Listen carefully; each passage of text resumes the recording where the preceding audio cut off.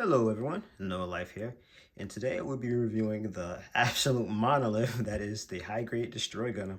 So this thing is brand new from Bandai, released maybe a couple months ago, and I am just ecstatic that they actually were crazy enough to make this thing, and I'm glad they honestly took their time doing it, as I can definitely say the stars were aligned and everything on this thing was right.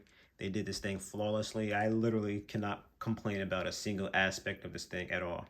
Well, I guess that's kind of false. One thing I can actually complain about will be this. This thing is so back heavy, it needs a stand to hold itself up. So honestly, you guys probably wouldn't even notice it if I didn't turn this thing around, but it's not a big issue. Of course, it'd be nice if this thing was able to stand up on its own, but let's be honest, this thing is big and bulky, and just slowly spin this thing around. I mean, let's be honest. Did you really think this thing would be able to stand up on its own without it? Nah, I'll be honest, I'm guilty of thinking it would, but no, it cannot.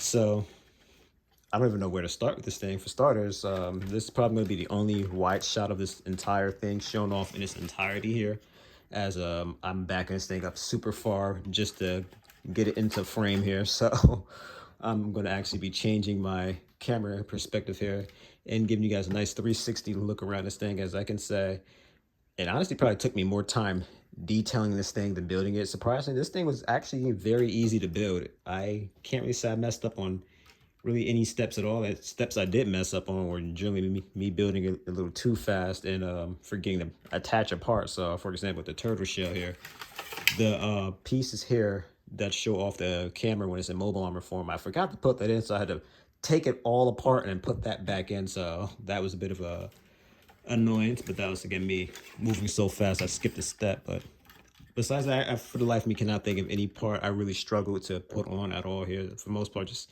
don't be me, take your time, pay close attention to the instructions where everything's moving and whatnot.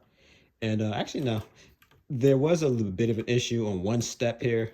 That's just me not paying attention. That was for the fingers. So to spare you guys the embarrassment of going through what I went through with these things, first and foremost, the way that you build the fingers on this thing are very unique and interesting. Basically, what they want you to do is just cut out and, of course, clean out the middle section of the finger. Then you put it in between the other two halves of the finger. Of course, you would then cut out the rest of the fingers, snip out all the excess parts of the runners, clean up and all that. And then you would then, of course, insert it onto the hand itself. Now, of course, since to speed up the process a little bit, I didn't clean out. I'm just inserting in here for demonstration purposes, but you get the gist of it. And now you know how to construct the fingers. One thing I did want to stress when you are building this thing, when it mentions to having the part without the hole facing upwards, it basically means that on the bottom of the hands that you can see here, there's kind of like these vents or holes, whatever you want to call them, on the bottom. When you're putting a piece in, you want to make sure, again, those are on the bottom. So you have the more, this ain't focused, there I say flatter piece here. So as you can see here, the ends where my fingers are pointing to, my finger is pointing towards, I'm sorry. This is the top piece, the quote unquote without the hole here. Ignore the whole fact that there's holes in between these individual parts, like in, I guess you call those kind of the knuckles. That's not what they mean. Again, they mean like right here, here, and like here, like how those are flat. They're not like, again, holes all over them like the bottom. So that's my attempt at trying to explain that. So again, for those who are interested in picking up this monster, you know what I mean. And as you can just see that the hands can detach from the arms itself, but I'll go over that a little later. So again, getting on with details here, this thing is masterly color separated, as you can see here. The only thing I really did this thing was just literally line it. I lined the crap of this thing everywhere I could. There's a few parts here now that I look back at it that I didn't do, but again, there's just so much I can line this thing. I'll be here all day, so at the risk of me not sitting here and telling you guys what I have and have not lined, I'll kind of leave that to you guys to figure out. I can say for the gray part here around the mouth section here, those are all things I liked. Whereas the parts in between these vents where my fingers are, that is actually just a gray piece behind this. This thing, again, builds like a ginormous high grade here, but it's as detailed as a master grade for sure. There's just tons and tons of detail here. And again, for those of you who want to detail this thing and go crazy, there's a lot you can do with this thing. So just the way this thing looks, everything I'd say for the most part is perfect. The only thing that you really would need to paint would be the missiles here. I try to paint them white. That's kind of the problem with the missiles itself, though, the fact that they're white on a light gray part. So you probably barely even be able to notice I painted those white, but I'm a stickler. I actually went ahead and did just that. So again, a weird thing they did the cameras for the mobile armor is there's actually a red part underneath this, but they give you stickers for this metallic-y looking effect. I personally wish there was some clear piece that went over the eyes. I don't know, it just doesn't quite look right having exposed like that. But again, that's just a little minor gripe I have here. And again, like, this thing just looks so amazing, and I'm just so amazed by how little you had to actually correctively paint with this thing. It's literally just lining, like, for the most part, again, besides the missiles, everything is exactly the way it should be color-wise. So going into the articulation for this thing, the shell itself does move, but that's more so for the transformation. So if there is anything you want to do that you feel like it might be harder because of the shell, you can do. It's just keep in mind it needs to stand here attached to the shell itself to actually stand up. So yeah, I wouldn't recommend trying to really do too much with this thing besides transforming it. Now the head itself can actually move 360, although there is one thing that I want to mention to you guys.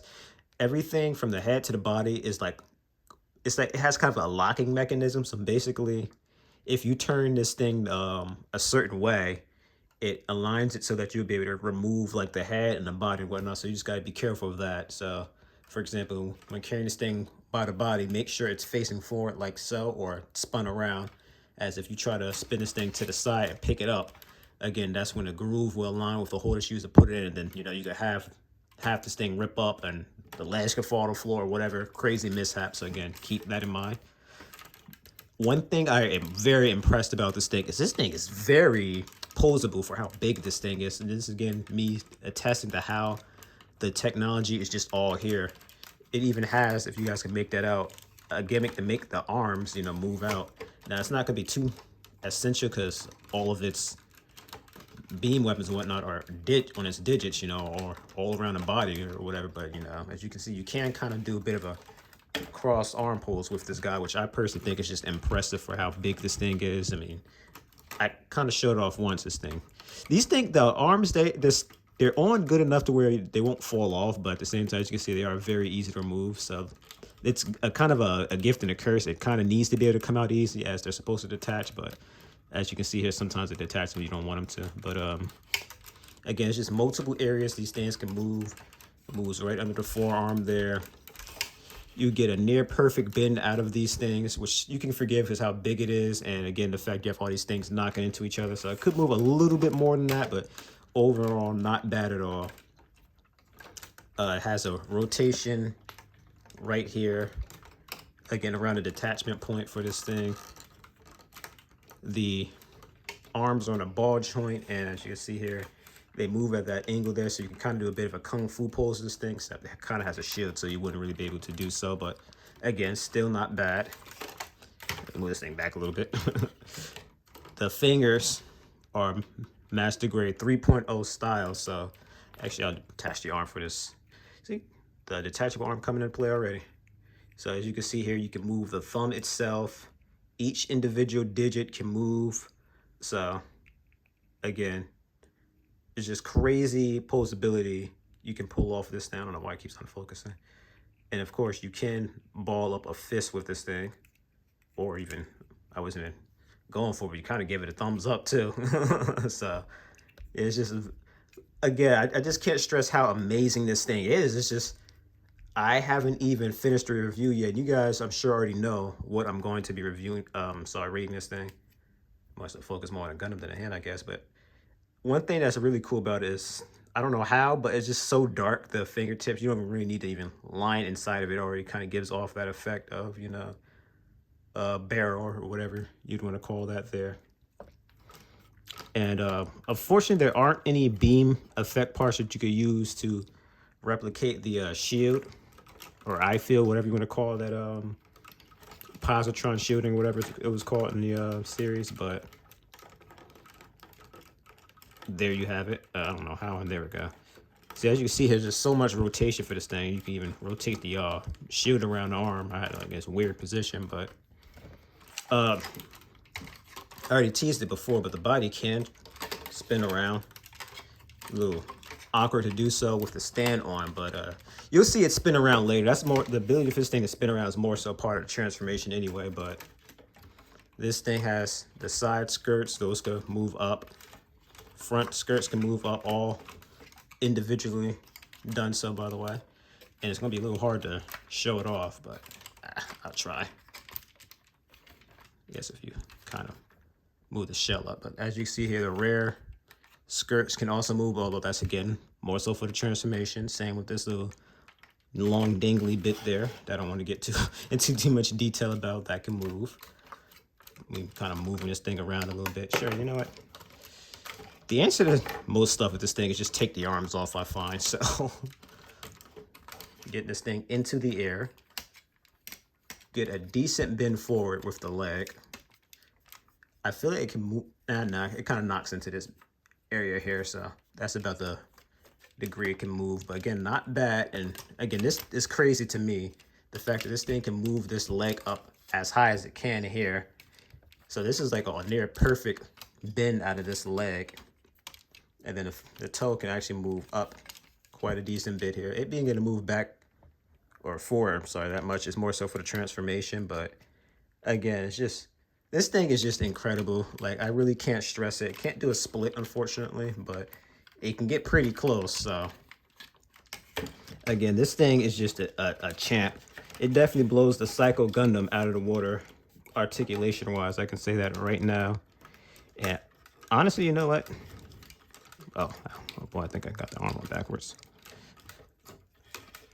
But as I was saying, honestly, I'm going to actually go ahead and do some size comparisons with this thing right now, just because when I get into accessories, I'm going to go ahead and do the transformation immediately. So I'm going to have to change the angle for this thing, actually. So since I got some big boys I'm going to be bringing out, first of all, how am I going to do this? Okay. We'll go ahead and throw the Psycho Gundam next to it. And as you can see here, when you got the turtle shell on and this thing is just like posed next to it, it definitely dwarfs the Psycho Gundam on that front. Spin them around a little bit as well. And again, it's just, you can just see how different these things are size-wise, just going from the side profile. So, of course, I have to do it. I am going to be showing this thing off with the one that started the high-grade mobile armor trend. And that's going to be the Dendrobium, which I can't really fit in the frame with them, but although the Dendrobium is definitely wider, the the Destroyer is definitely taller when you just go from the foot to the ground. So it's just, again, I'm just very impressed with this thing. And if you have the room to fit all three of these monoliths on a shelf, or shoot four if you manage to get the Neo Xeon, I'd be impressed with you. But I'm going to actually go ahead and take out some high grades and master grades to compare this thing to. So let's do that. Now, another cool aspect of this thing is going to be all the green clear effect parts here for this thing. And when I say all of them, I mean all of them. There's, like I said, green clear pieces here for like the shields, the cameras, the other shields, again, the cameras. There's like this nice silver backing piece here that goes behind this thing, and it gives this nice glowing effect. So the way this works is you'd put the silver sticker on top of the part itself here, then slap the clear piece on top of it, and this gives you a nice glowing effect, unlike the basic clear piece type of setup you see on most kits out there. So getting what is ironically 3 Alliance mobile suits in the frame here. From left to right, we have the Master Grade Strike and the High Grade Gundam here. As you can see, the Destroyer is massively bigger than the Gundam over here. And even with the strike here, the strike is like half this thing's size. And again, this is a master grade, so you get an idea on how small this thing would be if this was a high grade strike. So, well, I guess the Gundam kind of does that, but again, this thing is definitely a behemoth, and I'm glad that even with 1 to 100 kits here next to this thing, it still just towers over them. As honestly, seeing as, let's be honest, Bandai would never ever ever make a master grade mobile armor, at least not a mobile armor in the sense of, you know, well, this. It's good that if you were to pull this thing off next to your, let's say, master grade Strike Freedom Extreme Burst, it's still gonna look great next to it, and well, smaller. So moving on, as promised, we are going to go ahead and take a look at the accessories.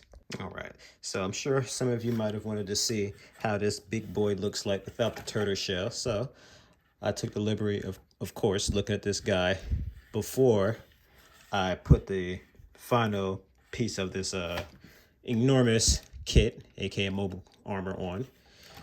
And there you have it. So we're gonna go bring out our next review, which is gonna be the very tiny Maxter Gundam here, who just looks like he wants to pee himself looking at this guy. As yeah, even though I have some experience fighting the Dark Gundam, aka Devil Gundam, he's still pretty small compared to him.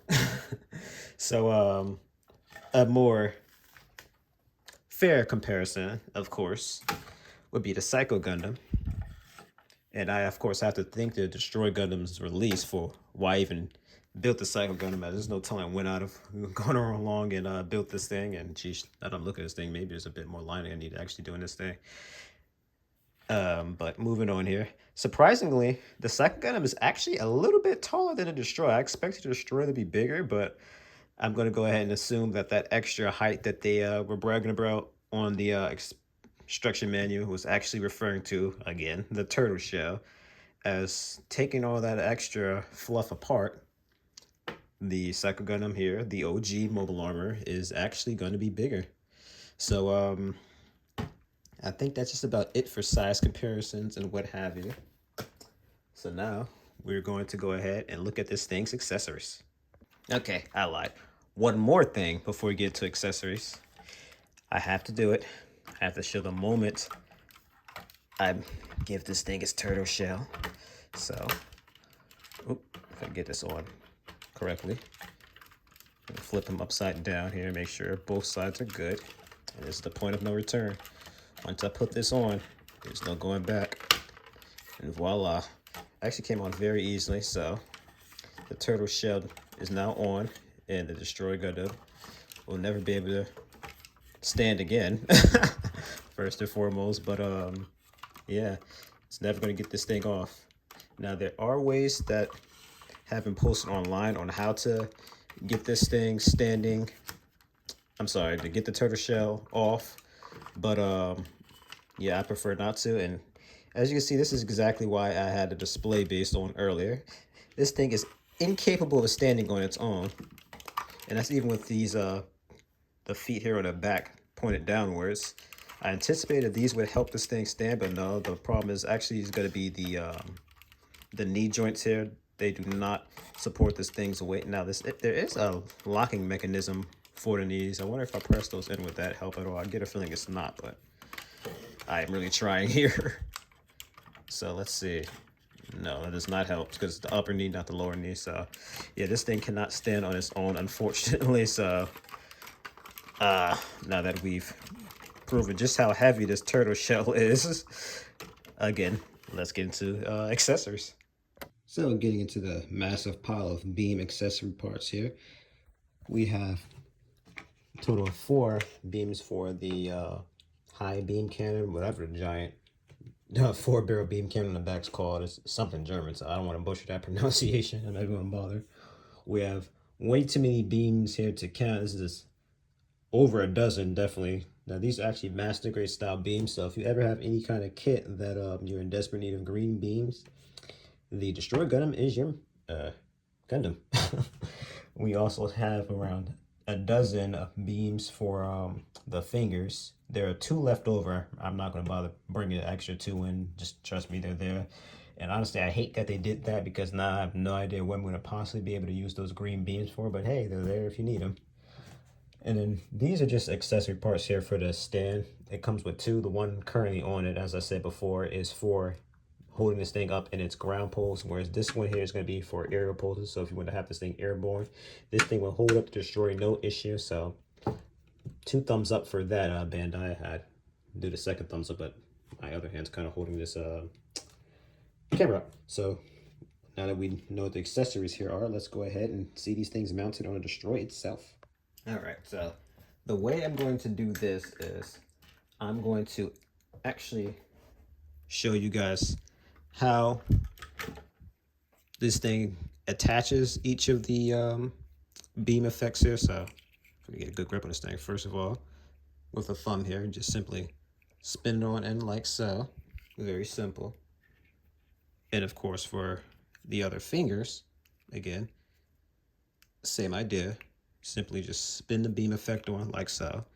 And you can actually go ahead and do the same for the bigger beam over here as well. Of course, you more so want to look at it from this angle, as from this angle, you can actually sort of see, you know, the connection point. So it doesn't look too good, but again, if you wanted to have any of the beam effects on the parts here, like so, you can do it. Now, this thing tells you to throw away, or I'm sorry, not throw away, but you have 2 spare beams for this thing, but I'm gonna show all the beams on it in a second anyway, but that's a lie. The extra 2 would more so be for these cannons, as I put all of them, quote unquote, required ones on the shell here, and I still would have had 2 more to put in these. So the only technical parts that are spares are going to be, again, the 2 high-grade style beam sabers that you'd use for the fingers. So I'm going to put 1 more onto the beam effects for the backpack here. So again, it's simple as you just spinning it on in like that. And I'm going to go ahead and show all the beam effects beam effect parts for the fingers. And I'll do the beam effects for the turtle shell later, as that one's going to be a little bit more complicated to do. And same for the bigger, thicker ones here. I'm going to do these ones when I actually transform it, as just having this thing standing straight up with the beam effects is going to look a little silly. So let's go ahead and get that done. So there you go. Here's how this thing would look like with all of the beam effects on this thing's hands. So, of course, due to just how posable this thing is and the fact that each finger can move individually, there's just like a lot you can do. Again, just pose-wise with this thing. And again, I just love Bandai so much for giving us all of the beam effect parts. Rewinding over to, let's say, the Master Grade VO, that thing didn't even have 4 beam sabers to put in, well, beam effect parts to put in the 4 beam sabers. And they're telling you, hey, go buy the Cubile or this or that to go get some more yellow beams. Like, oh, why don't you just throw 1 more in here? Like, it would cost, what, maybe $1 or $2 extra just to do so? Like, again, it's just, I'm glad to just went ahead, just threw in just a dozen beam effect parts to put in with this thing, even made the exclusive beam effect parts for the cannon, you know, just for the heck of even this. It looks so stupid. Here, I'll put it on top of the cannon for you guys. I know someone's going to ask if I don't, so there. You happy now? Now it looks like a truck silo or something. Jeez. Anywho, so now I'm going to actually go ahead and take all the beam effect parts off and then show this thing transformed. Actually, no, that's a lie. I'm not going to do that just yet before I forget. So this thing actually can plug into an action base. As you can see, there's a little hole there. I'm borrowing the Maxters. Sorry, Maxter. I already stole you your spotlight. You're supposed to be in your review. Now I'm stealing your accessories, but there you go. So you can't have this thing, of course, flying off. You'd probably need to use an action base 4. I'm sorry, I said 5. You need a 4, as those are a little bit bigger, so you'd be able to have this thing a bit more higher in the air. So it looks a little silly with how low this thing is to the ground, but again, for the sake of me not going around trying to figure out who has an action base 4 that's not in use, I'm gonna go ahead and do that. So again, on to the transformation. All right. So now for the awkward process of transforming this thing. It's actually not awkward at all. I'm going to go ahead and say right now, this thing has hands down the best transformation, or rather the easiest transformation ever, but it's going to be a little awkward to do it on camera, but here goes nothing. So as you can see here, you just untap that little part in the cockpit there, push it back forward to lock it in. Has a very awkward process of doing the arms here, but oh, this is what I'm doing wrong. There we go. You gotta pop this mechanism by the shield here. You then outstretch the arms like so. They tell you to ball this thing into a fist. You probably don't need to, but just do what the manual says. So there you go. You would then push the fist inside the arms like so. They then tell you to go ahead, align these things on top of the shoulders there. You then go ahead and spin them around like so, and ignore how cursed this thing looks. You then would go ahead and put the turtle shell on top of this thing's head. And one hilarious aspect about this thing is the fact that when you have the turtle shell on top of its head, surprisingly, it can actually stand up. So this thing's more so on the back heavy when you have the turtle shell. Now, one specific spot there. Oh, I think I'm doing this wrong. Yeah. Oops. There we go. So we're going to need it in that position in a second here, as we're going to have this thing in the aerial pose. But first, you then want to, I think it's this way. There we go. Spin this thing on around like so. And that's actually technically it for the transformation. It's literally that simple. So as you've seen there, I got that done in like 2 minutes flat. So that would be this thing transformed. It kind of walks backwards or something. I don't know how the heck this thing is supposed to walk like this, but I mean, when they had me transform this thing, this is literally the position they had me in. So I actually showed a side profile as well, as I know there's a nice shot of this thing in freedom from the side profile, which gave you a good look at the awkward way the arms are kind of positioned. But technically, while you're in this position, you indeed could still utilize the beams for the hands and whatnot. You, of course, oops, oh boy, I kind of bent that one. You, of course, could still detach the hands from this thing as well. There's no issue in doing that whatsoever. Oh, well, while it's detached. You, again, of course, can still utilize all the beams. I'm going to go ahead and plug this thing back on in as well. So, of course, having a beam come from the thumb, of all places, is a little strange, but again, you can do it, so voila. But geez, where do we go from here? I guess there's me putting this thing back on a stand. We can do that. So there's just a little piece in the oh, oops, almost forgot. I think it's the right way I'm supposed to put this thing, but yeah, there's a little piece in the crotch there. It's a little dark, but I think you guys can see it decent enough. I'm trying to make sure I'm doing this the right way. I think it's this way. Then, of course, align it in there, push it on in like so, and voila, now you have this thing. Well, actually I have this backwards technically, but there you go. You now have this thing transformed. So I actually forgot to show this off earlier. Oh no, I think I showed it off with the toast move, but there you go. Can, of course, then move this thing on around like so. So this would be it in this aerial pose. Actually, I don't think I showed you guys off the fact that the legs can move 360 there, but voila. Now you have it. There's actually one other thing this can do. You're probably not going to be able to notice this, but there is a locking mechanism in the knees. Basically, you see where my fingers point, you just press that in, and it kind of restricts the movement a little bit. So it more so is up at this area here. As you've seen earlier, this thing would be able to move. I mean, I could kind of show it off now. It'd be a little, again, hard for you guys to really be able to tell, but with this one, unrestricted, hold on. There we go. As you can see here, it can kind of kick itself in the face, but this one is restricted. Again, it's a little hard for you guys to tell from what I'm doing, but I think I unblocked it. But There we go. I think I pushed it back in. Yeah. So as you can see, yeah, there we go. If you guys can believe I'm not just stopping myself, this does kind of stop the leg from kicking itself in the face if it's locked. So this one, again, it's not moving. Whereas this one, again, you know, it is because it's not locked. So lock it back up. I think I'm popped. There we go.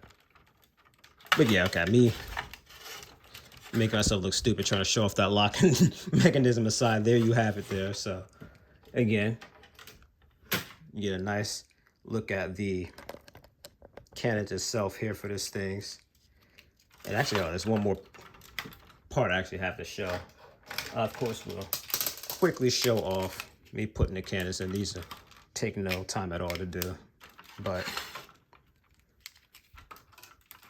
again, get you guys a good idea on how this thing would look with these ginormous city clearing cannons on here.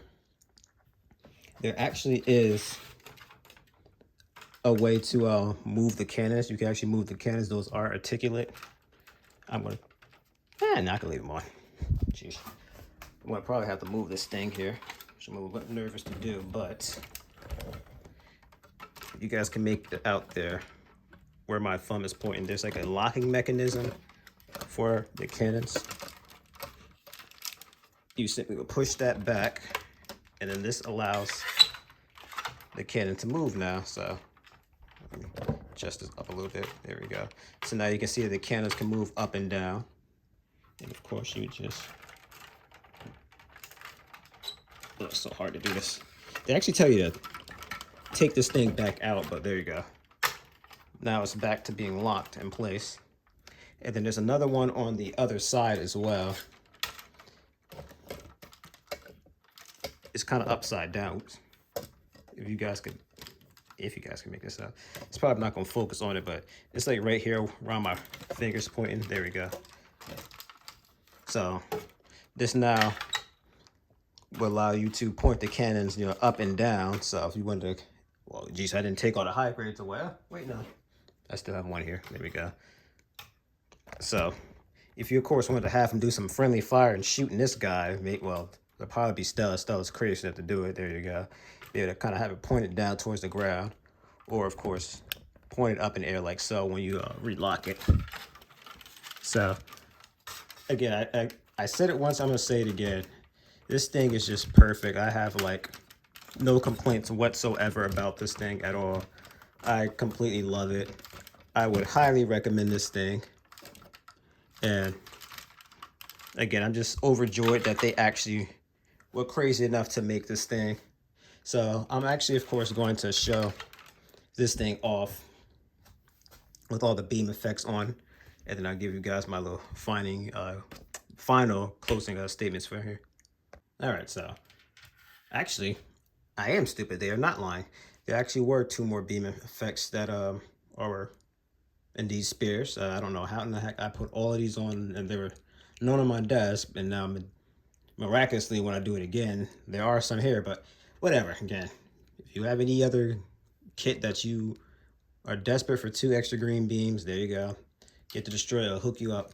This thing's actually not too expensive either. This thing's surprisingly only about like 120 bucks. So there's that. And what else was I about to say? Geez, that's it. I mean, if I'm tongue-tied, I don't know what else to say. I guess that's the part where we kind of in the review, huh? So again, thank you guys so much for watching. This thing again was a complete blast to build. Won't take you much time at all to build, despite how huge this thing is. You can really go bananas detailing this thing, lining it and all that. And again, I couldn't recommend this thing any more than I already have. Recently seen the Gundam Freedom movie, and I definitely enjoyed it. I can definitely say there was a lot going on all at once in that thing, and a lot of things that happened very fast. But I'd say after you watch that thing a second or third time, that's when all of the information you're getting will finally start to sink in and you understand what's going on. But again, this has been Rare Model Reviews here, you guys. Like, comment, and subscribe. So, traveling back in time, of course, I couldn't resist. I had to show you guys what this thing looks like transformed without the turtle shell. So, if you're ever curious about how cursed I'd say this thing looks, not transformed. Here you have it. So I guess I'll be leaving it off here. Thank you guys so much for watching. It's been Rare Model Reviews. Of course, if you enjoyed the video, please be sure to give it a like. Consider subscribing so you can stay up to date with my videos. It's a way of following, and it's free, of course. And let's get some comments going down below. I love how interactive you guys have been in my videos lately, and it's definitely nice hearing from you guys. So, of course, see you in the next review, which will be, as promised, this guy. I know he's technically supposed to be the review going on now, but I see now again a lot of you guys saying how excited you were to see the big guy here. So also here's a little sneak look at how he looks next to a miniaturized mobile suit. So as you can see, even crouched down here, he just towers above the Maxter here. So yeah, definitely a mobile armor at its finest. Take care, you guys.